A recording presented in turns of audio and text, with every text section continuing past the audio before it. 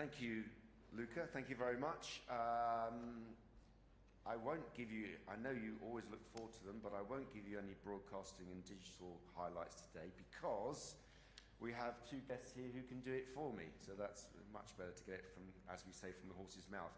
I have Anne-Sophie Voumar, who's Managing Director of IOC Television and Marketing Services, as we've been trailing all week, and Yannis Exarchos, CEO of Olympic Broadcasting Services. So two key people for the IOC here today, and I'm going to ask first Anne-Sophie to make some opening remarks, then Yannis, and as ever we'll take questions on those and on any other topics that you have. So Anne-Sophie, away you go.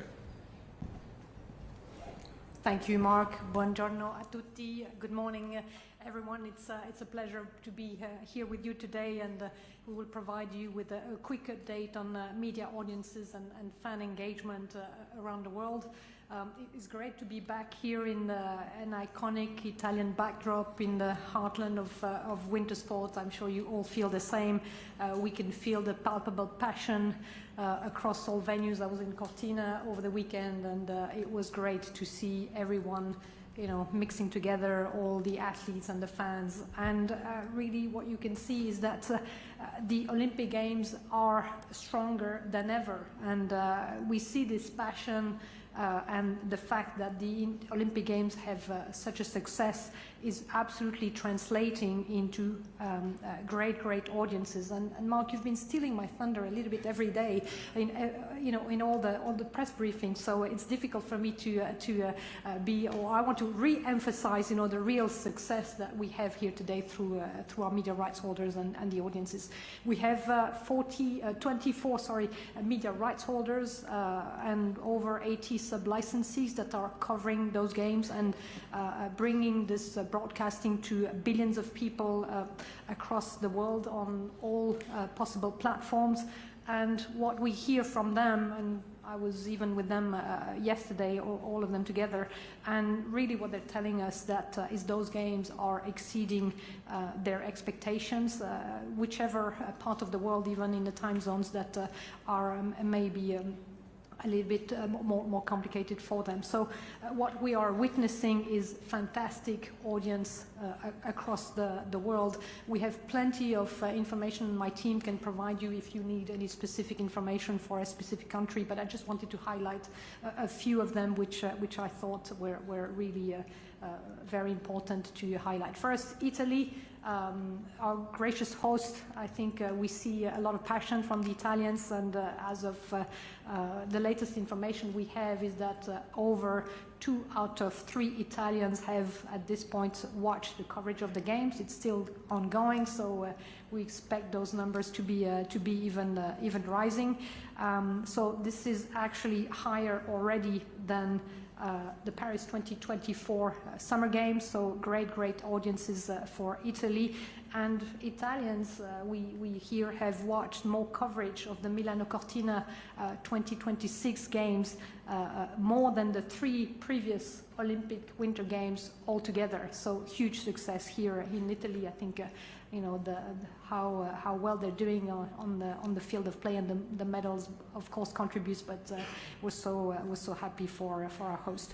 In Europe we have speaking with EBU and their members, they're dominating the media landscape in their respective countries and outperforming massively their typical market shares, and this is great news. Just want to highlight one country which is important because it's the next Olympic Winter Games host, France. And France just informed us that they've actually already surpassed a reach of more than 15 million people. So I think I understand that this is more than Torino even. So great audiences for France. Important because this is the future host of the Olympic Winter Games. So we're very thrilled that the French are embracing the games, and it's good news for the French Alps Games coming next. In the United States, as of Monday, on NBC, the audience was averaging 24.3 million viewers. So this is marking the most watched Winter Games presentation at this point since the Sochi 2014 Olympic Winter Games. Asia, I mentioned Asia earlier, also expectations surpassing their expectation considering the time zone. I'm sure that the great results yesterday in figure skating and the anticipated final day of that figure skating will be huge, also with some Japanese skaters in contention. We also see something which is quite interesting. We like it when non-winter countries get excited about the Winter Games, and we see two markets in particular that have come strong, Australia and Brazil. So the greatest audience ever on the Olympic Winter Games in Brazil. Of course, they have some of the stars, Lucas Pinheiro-Braathen, and his first ever gold medal in Olympic Winter Games for Brazil has something to do with that probably. But it's great to see new non-winter country doing well in those games. Also, perhaps unsurprisingly, digital streaming viewership continues to grow. We see some markets that have already exceeded by a large margin the streaming consumption of the entire Beijing 2022 Games. So, for example, on Warner Brothers Discovery reports that this is the best Olympic Winter Game ever streamed on their services, so both HBO Max and Discovery and Discovery Plus. So it's a triple-digit % growth in total hours viewed already, and as we say, still counting because those numbers have been reported as of a couple of days ago. Same in the US. Peacock reported 11.2 minutes of Milan Cortina 2026 content have been streamed, this is up 62% from all prior Winter Games combined. So amazing results also there. These numbers are not a happy coincidence. Of course, this is the result of a very concerted and deliberate effort that we have undertaken together with our media rights holders.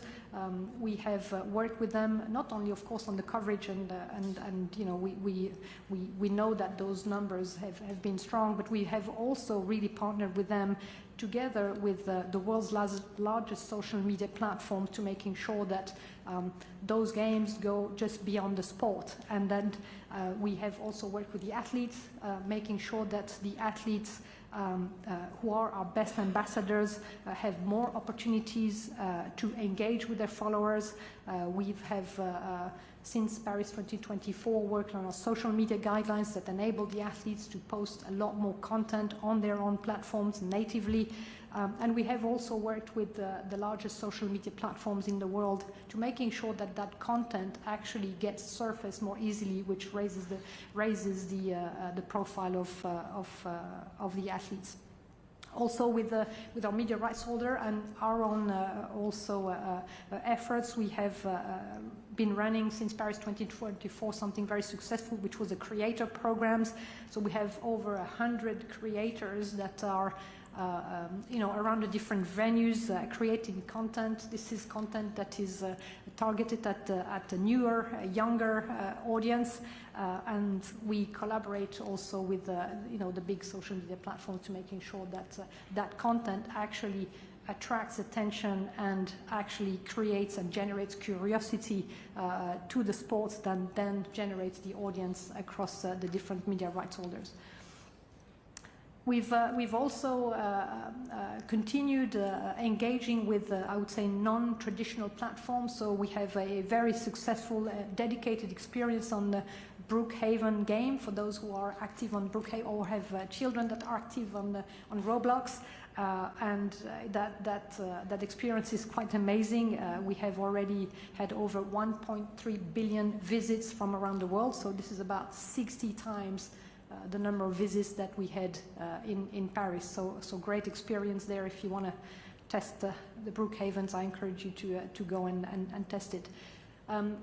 We also, some of you may have seen also partners, because those releases were just before the games, a number of series in collaboration with Netflix. This is all about creating a moment where, building up the audience and getting to know the athletes before going into the game, so you can have a little bit of the story behind how they came about to getting qualified to the game. So those are very, very successful too.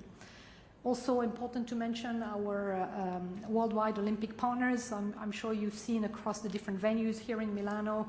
Also, I said I was in Cortina. They're really, through their activation, bringing a very festive atmosphere for fans around the city, and they absolutely contribute to making sure that we feel the Olympic vibe across the city.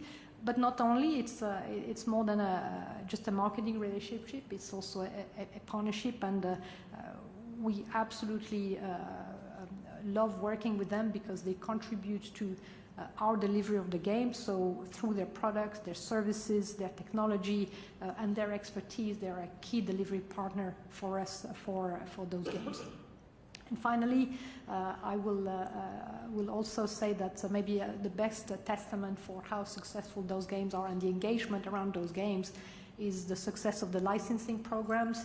I'm sure that, I hope that you have been able to find your way to either the Megastore or any of the licensing merchandise store across the different venues, and this is really a testament, the engagement and how excited people are at purchasing those items is a clear testament to the success of the game.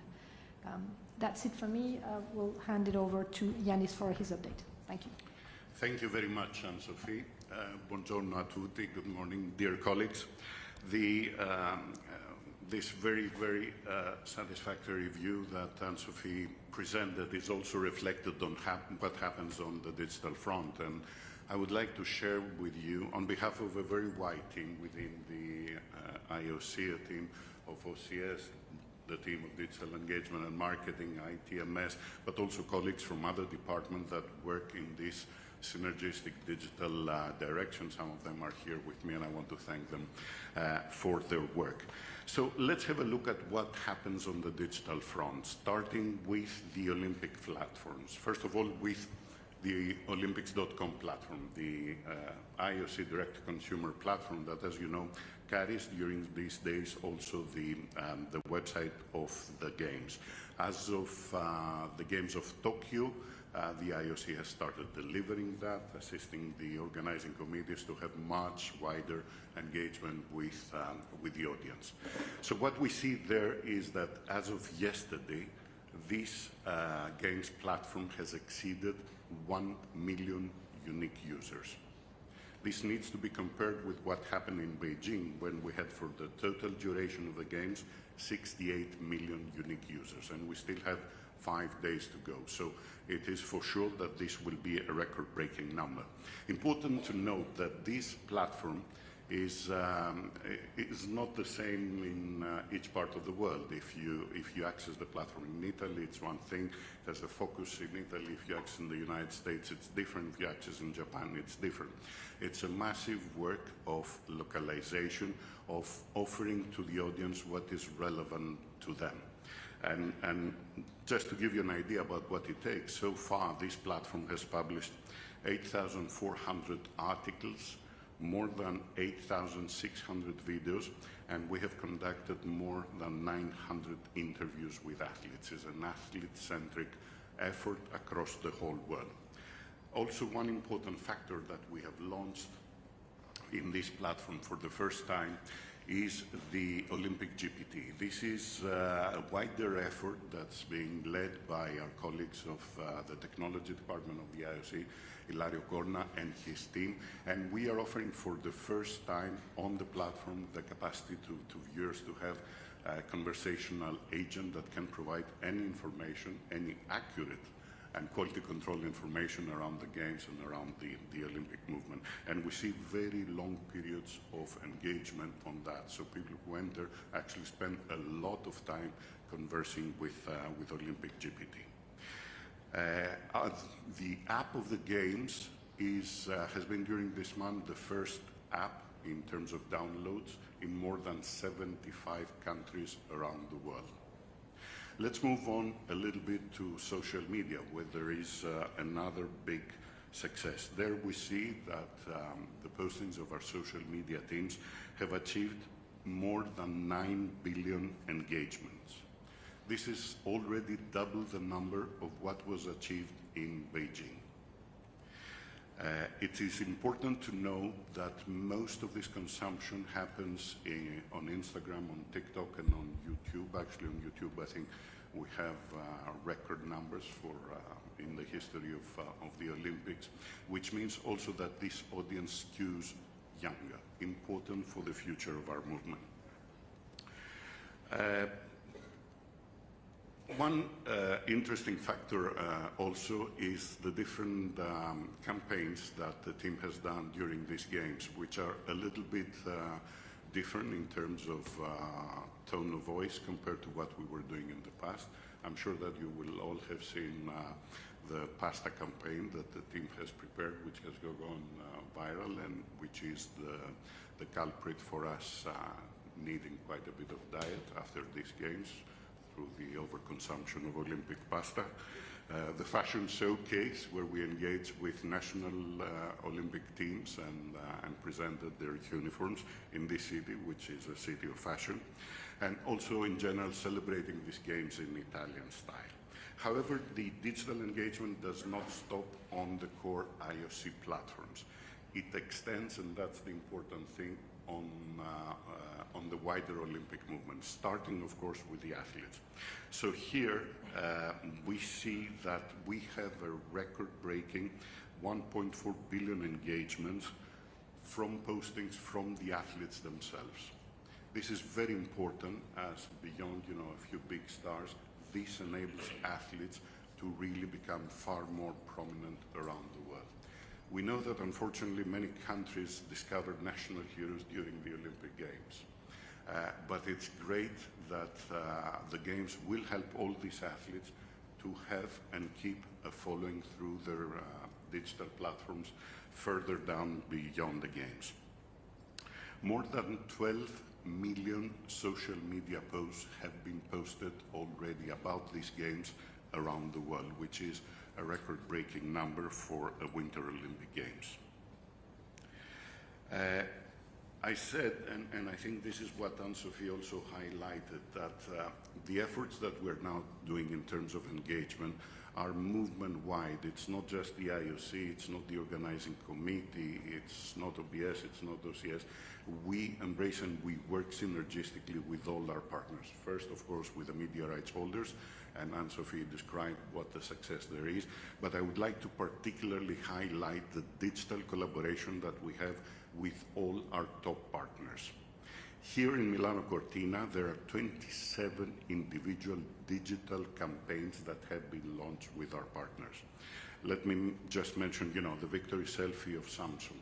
This takes the collaboration of OBS, of OCS, of DM, and Samsung themselves to be carried out.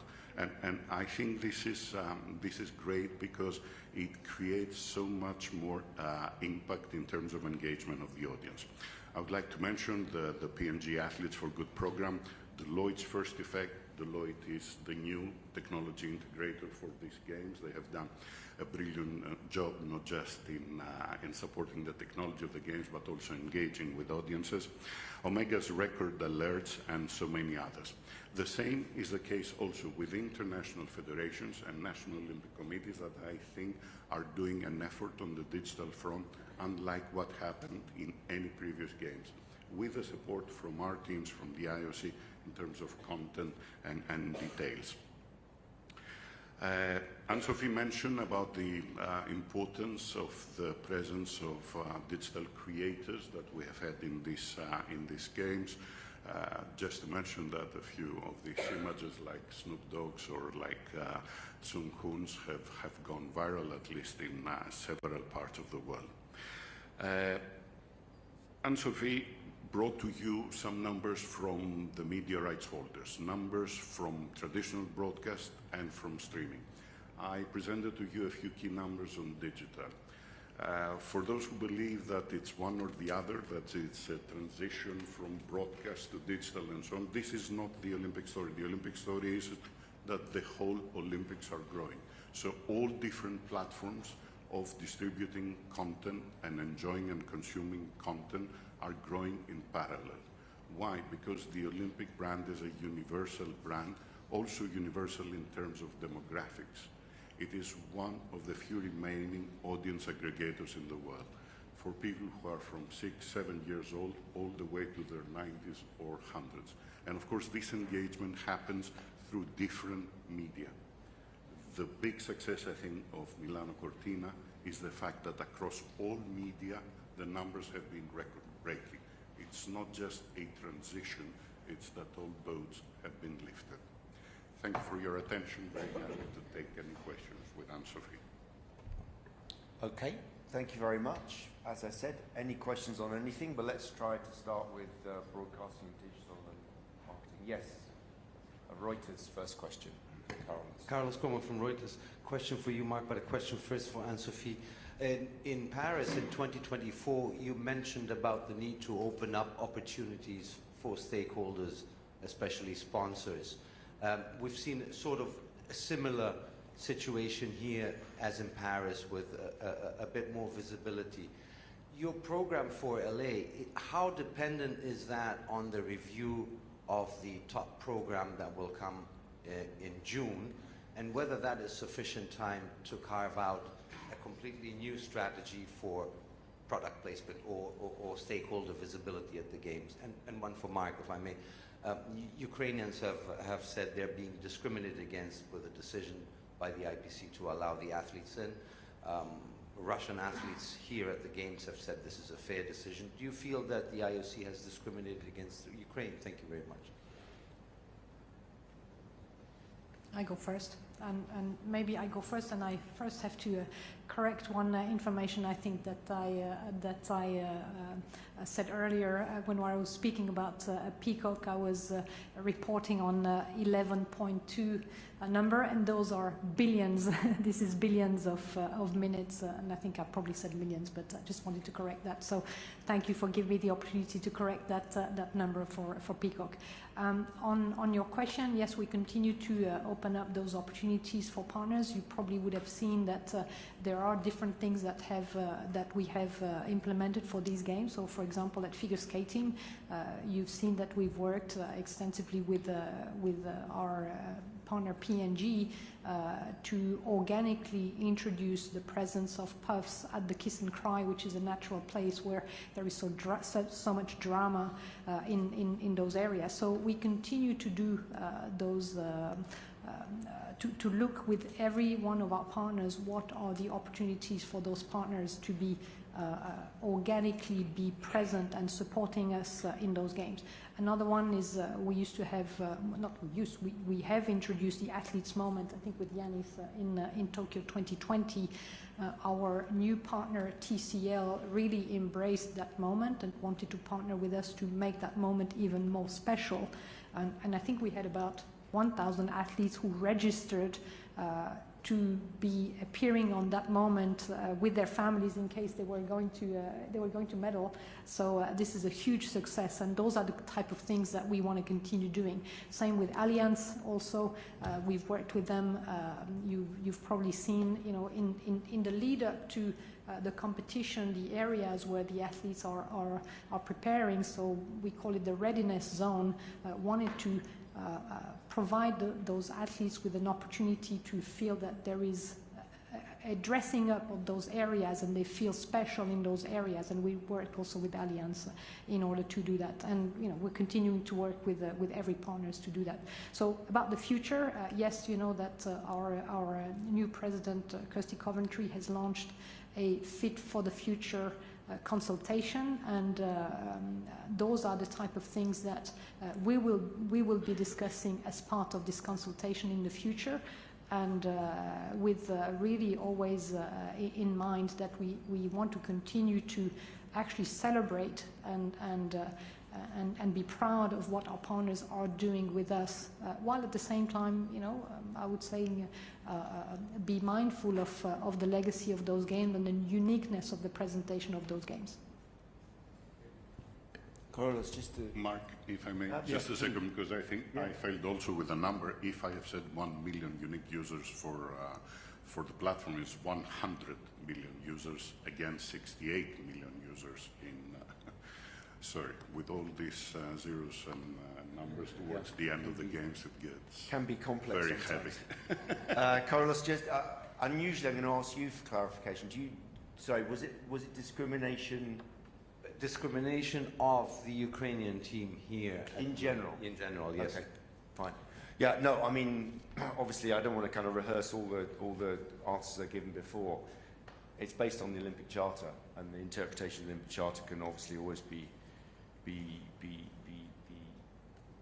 contested, but very simply put, it is part of the Olympic Charter that the athletes' expression rules, which were, as you know, agreed by the athletes, led actually by our president when she was chair of the Athletes Commission. They were rules that the athletes themselves asked for. I think there were 3,500 athletes were asked, all of the athlete commissions, so it's something that came from them. So that we asked for that specific moment, that field of play moment, to be free of any messages. We have no problem. Our problem is not with the message, it was simply with the place. And we ask everyone to try to respect that field of play moment and to keep it free from messaging. And we ask that from any country, from any athlete, from anywhere in the world. Of course, as with all rules, there are always differences of interpretation, but our job is to steer that difficult course and to try to interpret that rule so that all athletes are given a level playing field. Let's move across here. Yeah. Rachel Axel with Sports Business Journal. A couple questions for Anne-Sophie on two different fronts. To go back to top, during the session, Christophe de Kepper had mentioned there's a number of active discussions around potentially new partners. What is the state of where those are and when you guys could add new ones, and the difficulty in maybe signing that length of contracts when the process and what this program looks like is subject to change in the very near future? And then you also touched on the creators, right? And the both you, the NBC, other broadcasters, NOCs have them. What did it take to work through the permissions, changes, and access, everyone being comfortable with content being presented in a different way without infringing upon the rights that they had paid for? Thank you. On your first questions, we do have active conversation, and this consultation is really something that is actually helping us in those conversations, because it demonstrates that there's a willingness to continue to be relevant and continue to evolve the program. It has been a very dynamic program. It's it's I would say the most successful sports marketing program in the world, and it needs to continue to evolve. We have partners that are here for almost 100 years, and we have partners that by the last time we were here in Italy were not even companies that were created. So it shows the agility of the program. So we continue to having those conversations, and I think the partners trust the process that is ongoing in that consultation. And the best, I would say, the best testament to that is that we have signed up in 2025 only. We brought in a new partner, TCL, but we've also renewed with AB InBev, who was a partner that had just arrived a year before for the Paris Games. So they had such a great experience in Paris that they immediately wanted to continue for a longer term. So we also renewed that agreement in 2025, and also we renewed the relationship with Allianz also until 2032 in the course of 2025. Good conversations, and this consultation is only making us stronger in the market. Sorry, and your creator conversation. So it is about finding the right balance between, finding ways to engage with the content, and we're working very deliberately with our media rights holders who actually have the right to the field of play. So it will be their decision whether the creators that they want to partner with have access or not to the field of play competition. That's their choice, but we encourage this to happen because we believe that having an interaction on social media actually raises the curiosity of people to then watch the game. So this is like a win-win. And on our side, we're very mindful of the rights of our media rights holders. So the creators that we work with will work, around the field of play in order creating that buzz that then translates into watching the game. So it's I would say it's a very win-win situation because everybody recognizes that that buzz on social media actually drives the interest into watching the game. So it's a virtuous circle.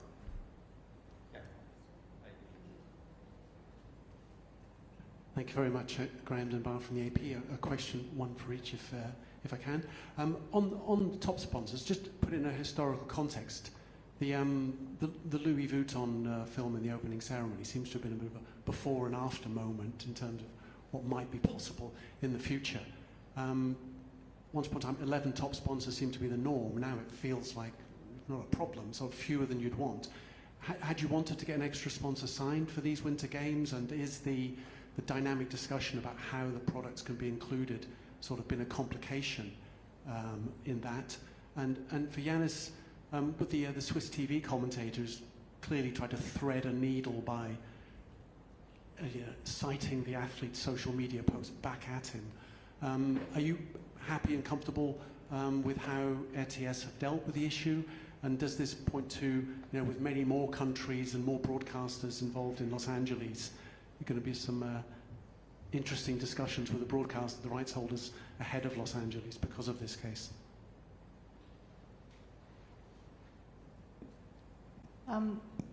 On the top program, as I said earlier, I think it's really the most successful marketing program, sports marketing program around the world, and we've seen it over the years evolve. We don't have a fixed number of partners. I think we want to make sure that we bring the companies that actually help. Are aligned with our values, but also that help us deliver great games. And we will be always looking for those type of partnerships around the globe that complement actually that program. It's also a balance that we have to be found with also the number of partners that the organizing committees or the categories that the organizing committees can then have in their program, and also the National Olympic Committee. So it's really a balance to be found, and we feel really, I would say, in a good place with respect to the conversation that we're having at the moment. So, yeah.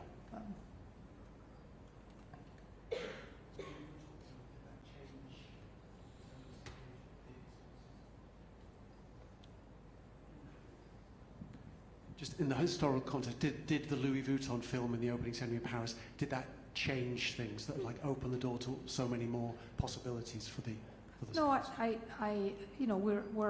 we're always looking to evolve the program, so it is not a question of whether there's a before and after. It's we're constantly looking for new ways to making sure that we remain relevant. The marketing world is evolving, and so do we need to evolve also to making sure that we provide those opportunities, and we also feel proud about how we recognize our partners while maintaining, I would say, the uniqueness of how the games are being viewed on TV. So it's a question of finding that balance, but we constantly continue to evolve that, and we will continue to do this in the future.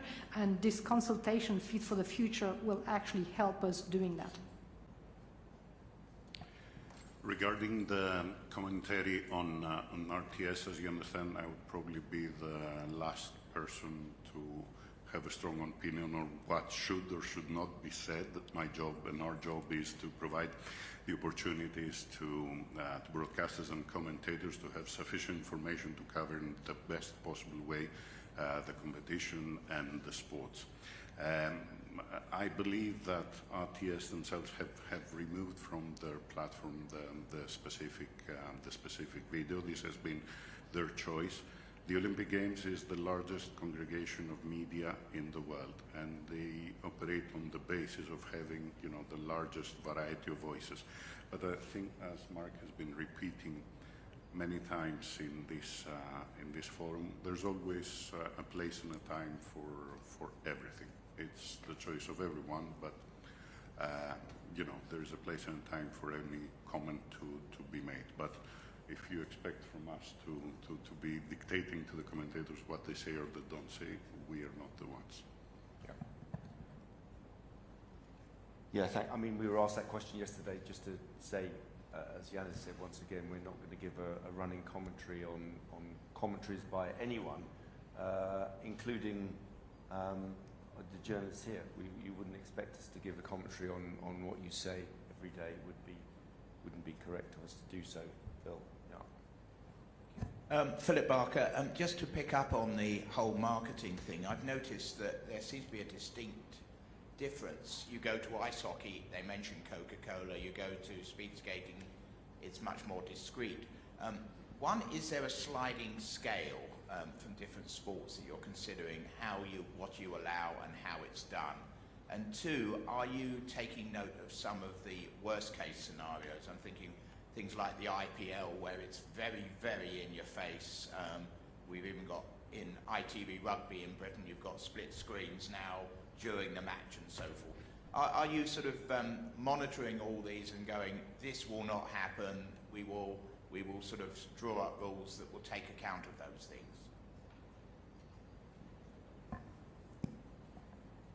What we're trying to achieve is making sure that we portray, and we proudly portray, our partners in each of the venues in a way that is unique to us. So we're not comparing to anybody. We have to find our own way to making sure that we continue to evolve, and we're very, very proud that our partners have stepped up in order for each of the venues to provide this also kind of entertainment for the fans that are within the venues, and we use the equipment of each of the venues in order to do that during break of play or pause or just before the event starts in the sports presentation. So we will continue to do that, and it's about finding our own way. And this is why I'm really looking forward to this consultation that is coming, that is ongoing actually, so that we can actually put the cursor where we feel is the best place to put it for the Olympic Games, and not looking at anybody else. Over here from Süddeutsche, I think, and then another German question over here. So. Thank you, Mark. Question. I actually wanted to pick up on what you said regarding expressions on the field of play, that it's not about content, it's about the expression, and that it applies to all athletes, all teams. And the Norwegian curlers, I think yesterday, they showcased specific pants to honor their former skipper, who was deceased, I think. It was retro outfit from what they've used previously, but they said afterwards it was specifically in order to commemorate him. Is that in line with the guidelines, and if not, were they approached in some way? I will have to come back to you afterwards, because I don't know the specific case. We have a whole process. We have a sounding board where people come. So earlier in the games, someone said they wanted to wear an armband, and we allowed it. Someone had a word on their shoes, German athlete, I think, and again, that was allowed. So these things are raised to us, and we discuss them and try to allow as much as we can those kind of personal expressions where they are involving a person, a colleague, and where it's not on the field of play. But yeah, okay, let's have ZDF over here. Yannick Schneider from ZDF. On the Casey Wasserman situation again, that is a situation since, I would say, prior to the Olympics. A lot of his athletes and actors resigned from his agency. He will sell his agency, and yesterday the mayor of LA publicly called for actions. What needs possibly to change from the IOC position to take a stronger position on that name? again, another one that I've answered 2 or 3 times. I'll give you roughly the same answer, but if that's okay, our position hasn't really changed that much. I mean, obviously, this is primarily a matter for the board of LA 2028. As you know, they had an independent lawyer-led investigation. Up to them to draw their conclusions at this stage. I understand there are many conversations ongoing there. So at this time, I think we will continue to concentrate on delivering these games and see how things may or may not develop. And more in general about politics in the US, we saw a lot of individual athletes here speaking out about the political situation in the USA against the government. We have the US ice hockey team that is possibly more on the side of the Republicans to a higher percentage. Is the IOC also, with views in 2 years with LA, coming up a bit scared that it's too much about politics inside of the athletes when we talk about the games in LA coming up? Well, as you know, we provide and we accept, I wouldn't say we necessarily encourage, but we provide many avenues for athletes to express all sorts of views.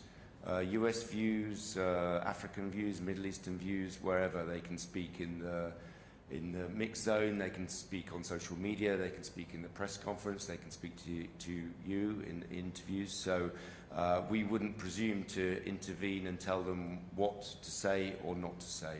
But what I would say is that we have a very, very good relationship with the administration of the upcoming games, which is always a great position to be in. If you are having to deliver games in a country, it's good to have a supportive administration from whatever country we happen to be in. Yeah, Reuters TV, I think. A couple of questions, if I may. Anne-Sophie, there's been at least, I think, one instance in the games of an athlete reported to have done some ambush marketing by showing her underwear at a speed skater. I wondered if you're comfortable with ambush marketing or there's anything that you can do about it with regard to athletes. And then for Mark and Luca, is there a statement, a statement or response to the story about the Russian volunteer carrying the Ukrainian sign during the opening ceremony? Are you aware of that? Yeah, I am. I very little to say. A Russian volunteer, we don't closely vet all of our volunteers, but a Russian volunteer carrying a sign, I don't think is for me is not an issue. Maybe tell me differently. Luca, the Ukrainians say they weren't told about it. Is that true?